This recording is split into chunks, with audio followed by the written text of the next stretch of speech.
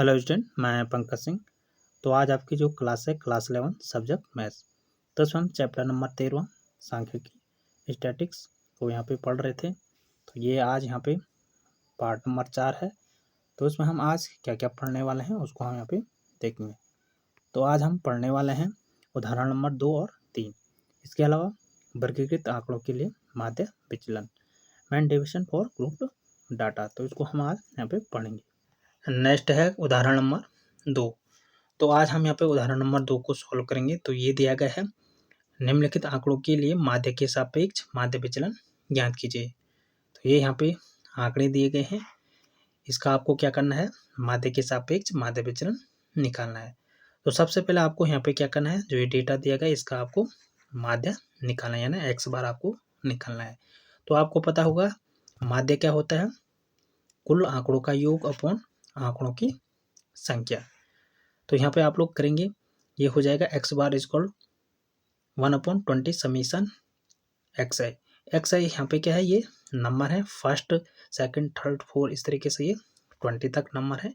इन सभी को आपको ऐड करना है। समीशन का जो मीनिंग है यहाँ पे, इनका योग करना है। तो इन सभी को आप लोगों को ऐड करना है। तो ऐड करके आ जाएगा 200। और टोटल ये कितने नंबर है, 20 नंबर है। तो इस तरीके से यहाँ पे 20 आ जाएगा। तो डिवाइड करेंगे 200 को 20 से, तो 10 आपका निकल के आ जाएगा। जो यहाँ पे 10 है, ये क्या है, आपका माध्य है। x बार इजकल 10 आपका निकल के आ जाएगा। इसके बाद आपको क्या करना है, यहाँ पे जो ये आंकड़े दिए गए हैं इनका आपको क्या करना है, विचलन आपको निकालना है।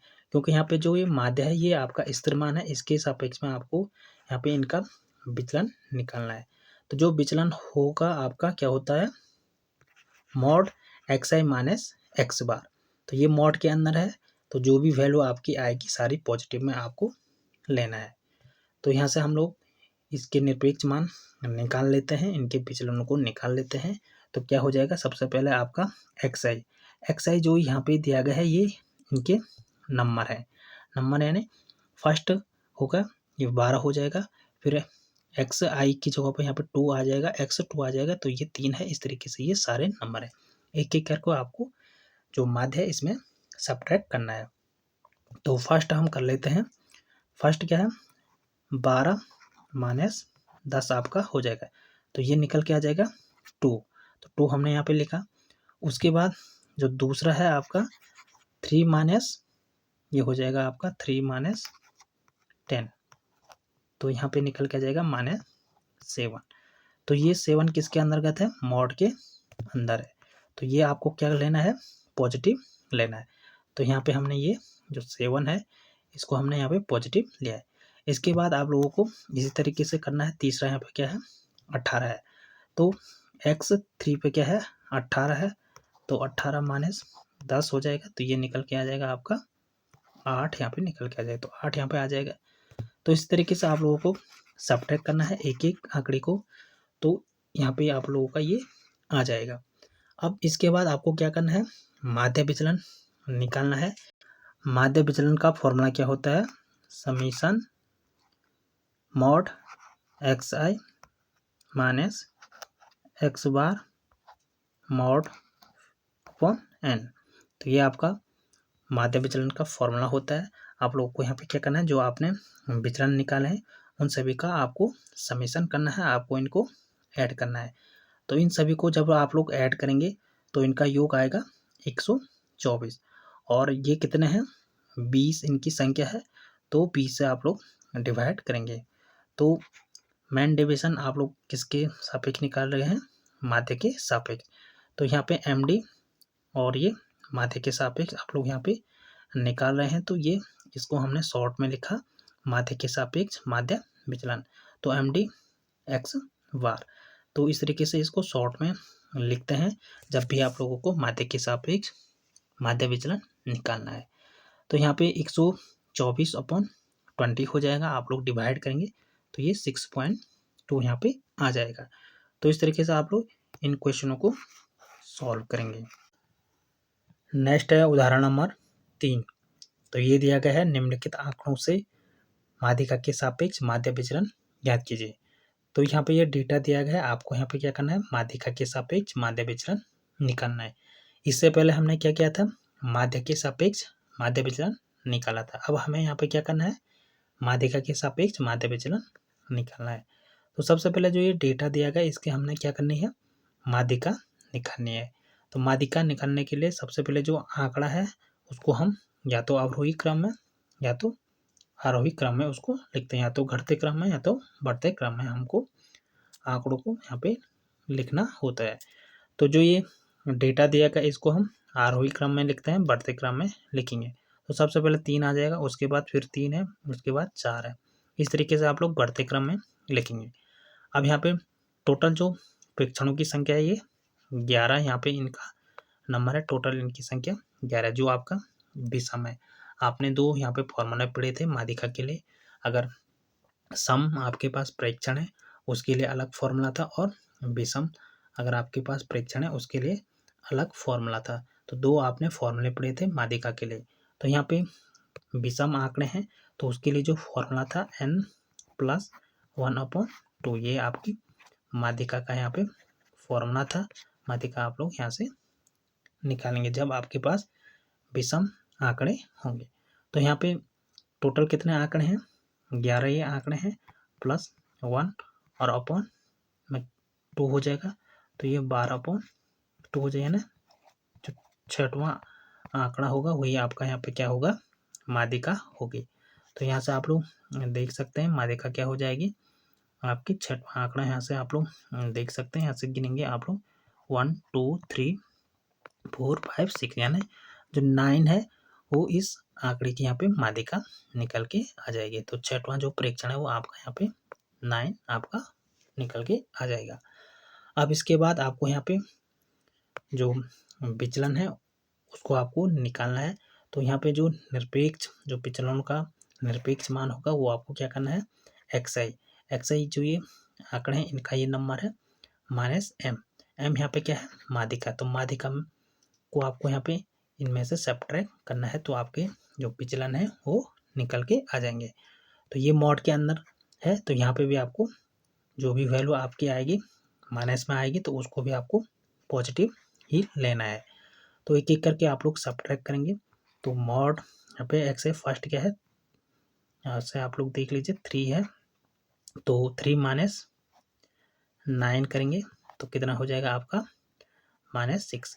तो ये मॉड के अंदर है तो इसको भी आपको पॉजिटिव ही लेना है। तो यहाँ पे 6 आपका आ जाएगा, फर्स्ट जो विचलन है वो 6 आ जाएगा। इसके बाद दूसरा है यहाँ पे 3 है, दूसरा भी यहाँ पे 3 है, तो 3 - m, m कितना है, जो माध्यिका है 9 है, तो इसको भी सब्ट्रैक्ट करेंगे तो -6 है। तो ये मॉड के अंतर्गत है तो इसको भी हमने पॉजिटिव लेना है। तो यहाँ पे जितनी भी नेगेटिव वैल्यू आएंगे सारे को हमने क्या करना है, पॉजिटिव लेना है। इस तरीके से यहाँ पे 6 आ जाएगा। इसी तरीके से आप लोग यहाँ पे एक एक करके सब्ट्रैक्ट करना है, तो ये आपके विचलन आ जाएंगे। तो अब हमें यहाँ पे निकालना है माध्यिका के सापेक्ष माध्य विचलन। तो जब भी आपके पास माध्यिका के सापेक्ष माध्य विचलन निकालना है तो आपके पास जो फॉर्मूला था summation mod xi -m mod upon n, तो ये आपका फॉर्मूला था। इसका यूज करके आप लोग यहाँ पे माध्यिका के सापेक्ष माध्य विचलन निकालेंगे। तो इससे पहले हमने जहाँ पे ये m था इसकी जगह पे क्या था, आपका x बार था, जब आप लोग माध्य के सापेक्ष माध्य विचलन निकाल रहे थे। अब आप लोग इसको यहाँ पे अप्लाई करेंगे, तो आप लोग समीशन करेंगे, यहाँ पे इनका योग करेंगे, टोटल जो आपने विचलन निकाले हैं इनका योग करेंगे, इनका योग आपका हो जाएगा 58, और इनकी संख्या कितनी है 11, तो 58/11 आपका ये हो जाएगा। और आप लोग 58 में 11 से डिवाइड करेंगे तो ये निकल के आ जाएगा 5.27।